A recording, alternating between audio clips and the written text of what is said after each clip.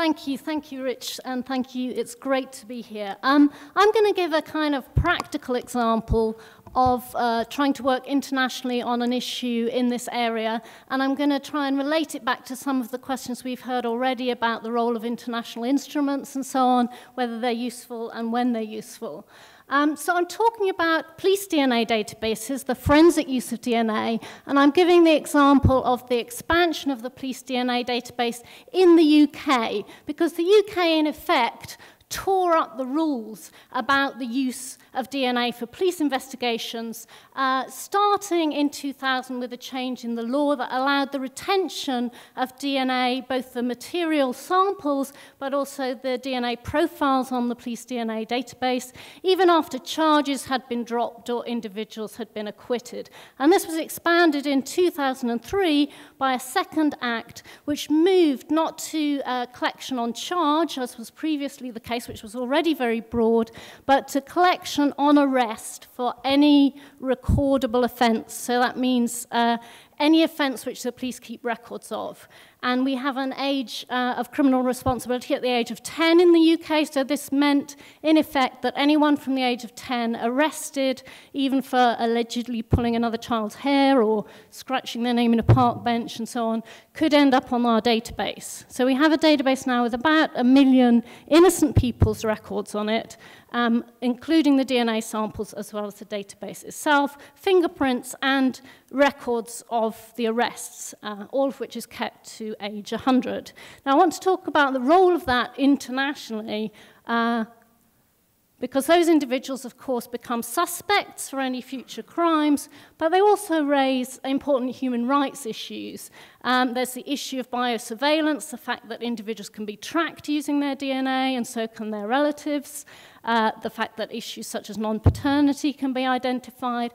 Issues about categorization, not just using DNA if the samples themselves are further analyzed, but also the other information that's stored. So, for example, ethnic appearance to a police officer is one of the categories kept inside those records. And we, of course, have discrimination not only in terms of who's on the database, because it's very racially biased, but also that those individuals are treated as risky individuals. So now having a record on that database can be used to refuse you a visa or a job simply as a record of arrest.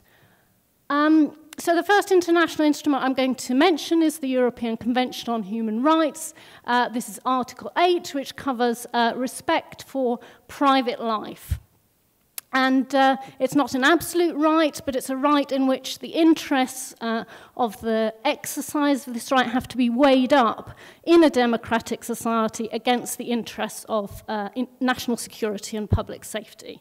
And this was the instrument which was used in the campaign in England and Wales to actually oppose the retention of innocent people's DNA. So this is a headline from December 2008, where in fact the European Court of Human Rights decided that the UK government had acted unlawfully, had breached Article 8. And as a result of this and all the other things that happened in that campaign, which involved political lobbying and engaging individuals as well, we are now having our law revised in England and Wales to actually roll back the legislation.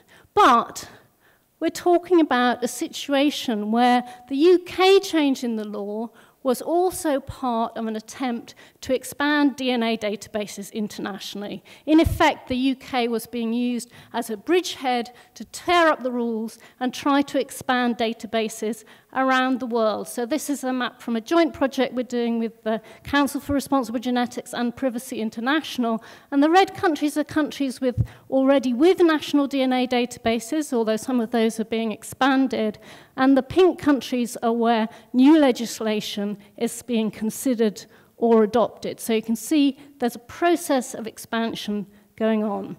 We're now trying to work with partner organizations in some of these countries, like South Africa and India, but we have to also think about some of the more difficult countries. This is an example Michelle talked about, exporting problems from the West. I think this is rather a good photograph that encapsulates that idea.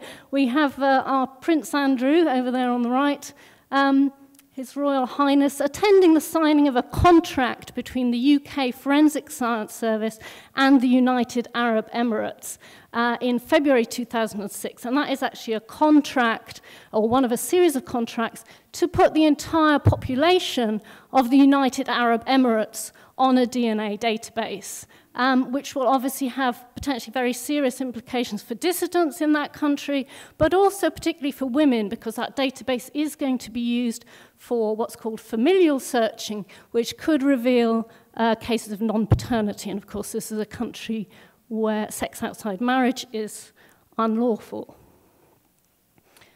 So this is the other international instrument I want to mention, which is the UNESCO International Declaration on Human Genetic Data in 2003. And unlike the European Convention, this illustrates some of the problems with using international instruments rather than some of the benefits, because this was adopted as a consensus document, but after the UK had changed its own legislation. So you can see here the requirement that human genetic data from a suspect in the course of a criminal investigation should be destroyed when it's no longer necessary has been watered down by the wording in bold, saying, unless otherwise provided for by domestic law. And of course, that text was entered at the instigation of the UK government, in effect rendering this article meaningless.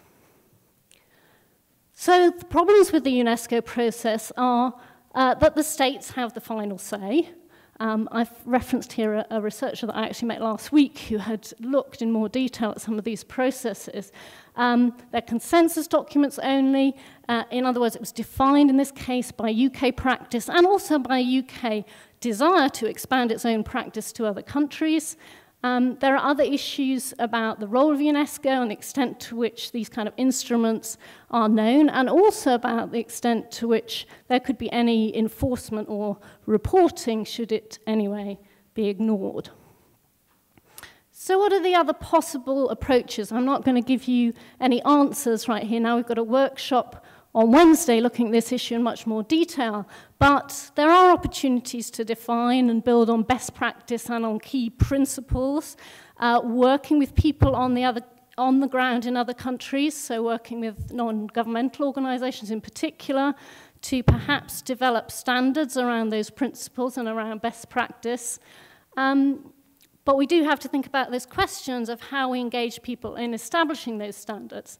And finally, there are still questions about whether there could be an alternative international instrument to those UNESCO standards, and or whether it would be worth trying to revise the declaration simply as a statement that could be used further internationally. So I hope that's given you an idea how, in practice, some of these issues can really be thrown up during the course of a campaign and during the course of considering how to establish human rights standards internationally.